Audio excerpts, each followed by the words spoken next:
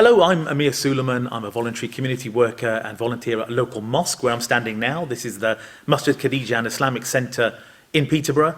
And I'd like to talk today about my personal opinion of why Islamophobia is at the level it's at.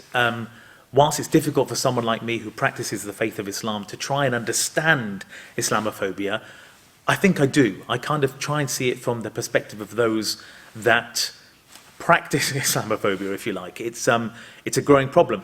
And I can understand that, with acts of terrorism that take place which have nothing to do with Islam. I'd like to add, there was a period of time where whenever there was a terrorist act that was committed, whether or not it was in the UK, I would often go on the media here locally and condemn that act of terrorism. That's something I choose not to do anymore, because I feel, as a Muslim, I don't have anything to do with that act of terrorism. I don't need to condemn it. Of course, all acts of terrorism, whether it's Islamic-based or, well, in quotes, Islamic-based, should be condemned. It's the loss of life. But I don't feel I need to condemn it anymore. And the reason for that is because I want to disassociate myself from those acts of terrorism. By me condemning it, I'm almost associating myself with those that perpetrated that, and they are not Muslim. You cannot be Muslim if you take a life. It's just not in our faith. If you take someone's life, it's like you've killed the whole of mankind.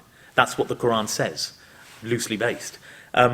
So while I can understand the fear that is born out of these acts of terror, very recent here in the UK, of course, including the Whitemore prison attack as well, that was an act of terror, and radicalisation does go on in prisons, and we'll come on to that.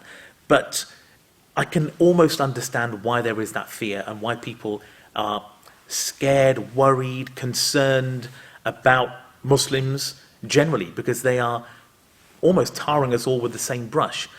And I'm here to tell you that with a little bit of insight, a little bit of research, and moving away from ignorance, and that is the root cause of Islamophobia, is ignorance, you can have a better understanding of what it means to be Muslim.